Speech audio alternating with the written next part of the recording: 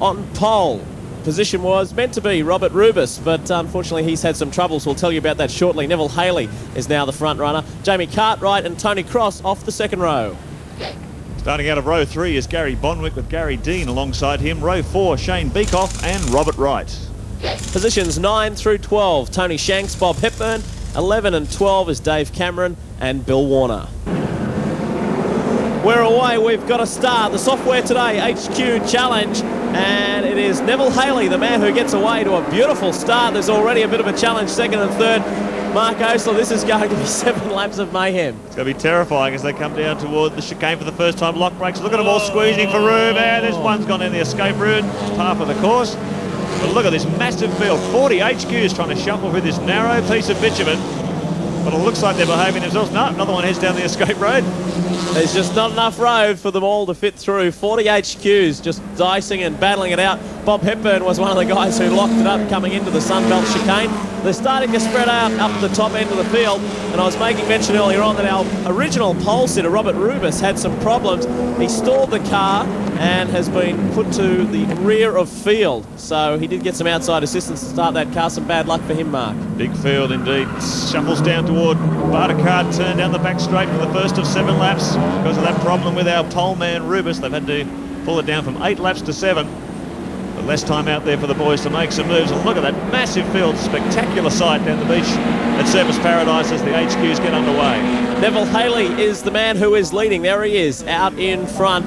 He's got a pretty fast charger in Jamie Cartwright right on him, starting to hassle him in the 77 machine. Some challenges already. There's Bob Hepburn starting to get it a little bit sideways. Down through the dime S's, Neville Haley, our race leader, as he leads them down the back straight. Heading towards Foster chicane, that big quick. Oh, there's been a tangle up there at the dime S's. Cars going every which way, plenty of fender crunching. They've sorted themselves out. It's just so typical of the first lap of an HQ event. Doesn't matter what racetrack you're on or where you are in Australia, they're always spectacular.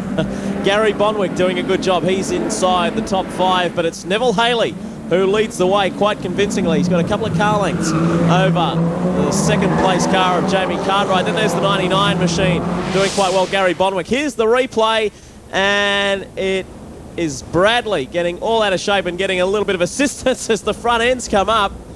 As they went through the DMSs, some big contact there, the 36 machine. Aussie Newhouse got caught up in that, but they managed to straighten everything up and get on their way.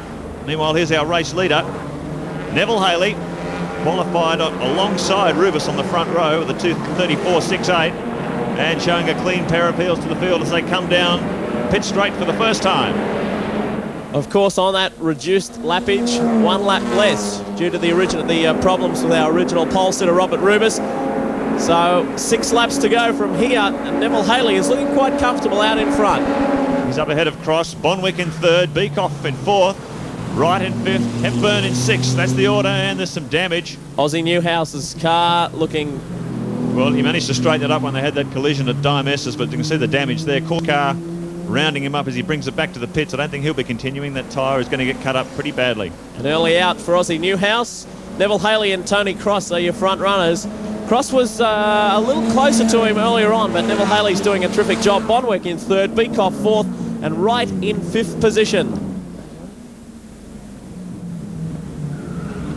Well, there's no doubting the popularity of HQ racing in Australia. So many of them. You never see them in the newspaper or at the wrecking yards anymore. Everyone's bought them up to go motor racing. Very, very cheap formula. Tightly controlled suspension and tyre package. Very tightly controlled engine modifications too. Very cheap way to get involved in motorsport. And the boys certainly go to a lot of effort to make sure the cars look good too. The sport that originated in Tasmania. Mark, I believe there's something in excess of 500 competitors around the country at the moment. That wouldn't surprise me. Someone was saying the other day someone's going to have to start producing HQ Holdens again if they want to keep the category going. It has been so popular.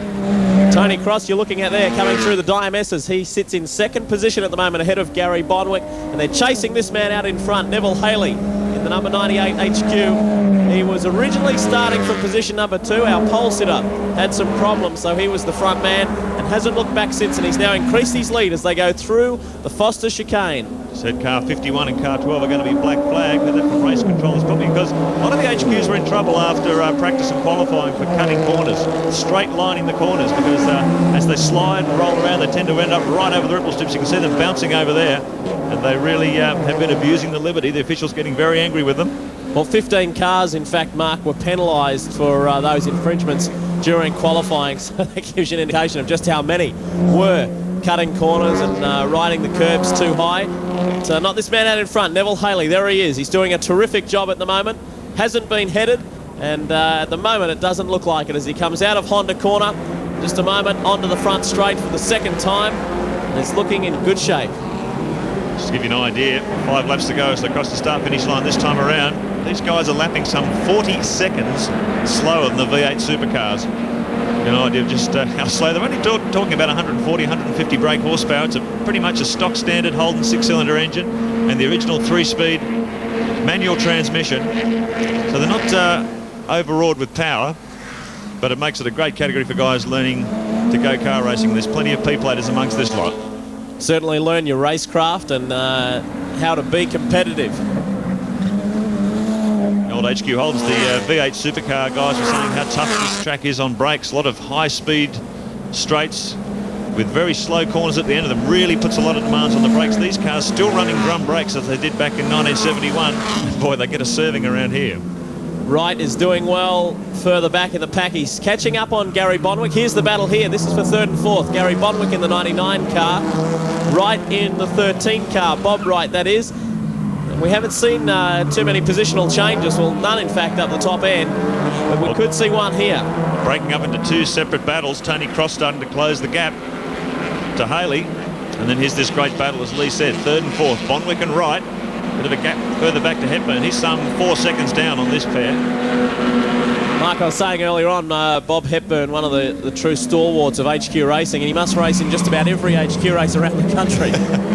Well, that's the beauty of this category. When it is cheap, you can virtually, a lot of these cars, road registered, you can actually drive them to and from the circuit. Other guys prefer to bring them in on trailers, the more serious competitors.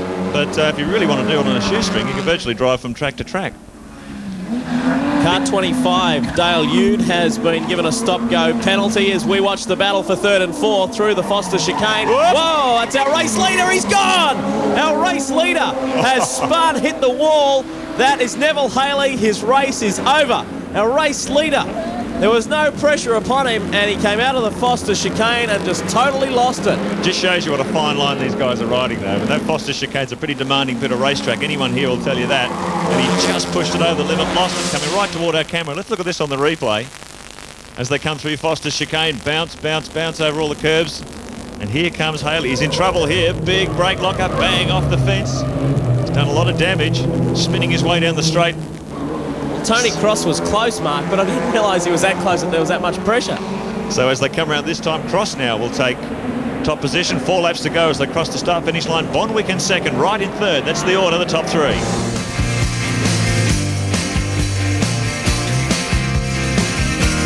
Out in front, our race leader is Tony Cross.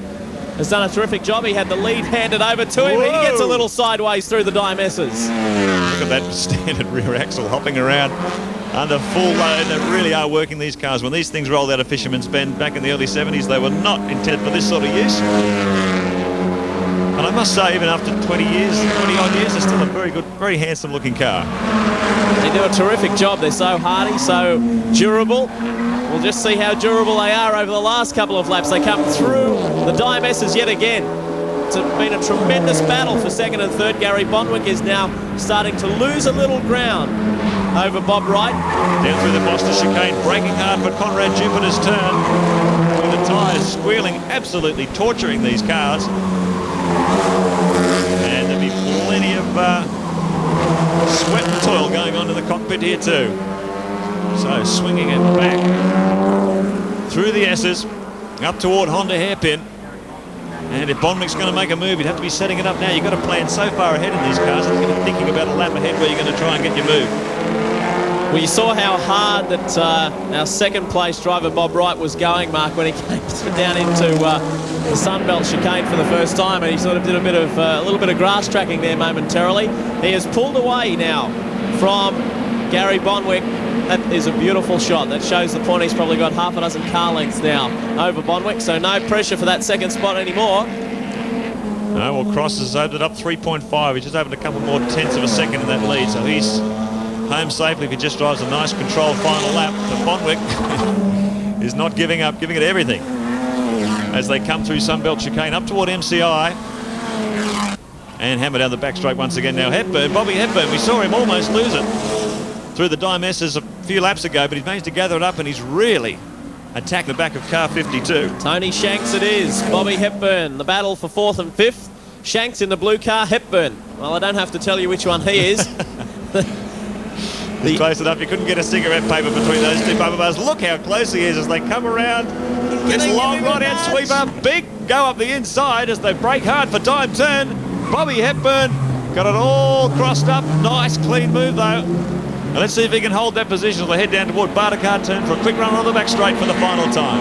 Well done, Bob Hepburn. Up the inside of Tony Shanks, moves now into 4th position. We're watching 3rd position. That was Gary Bonwick. Here's our race leader though, Tony Cross. Then there's Bob Wright, Gary Bonwick. They're your top 3 as they come into the top turn. Conrad Jupiters.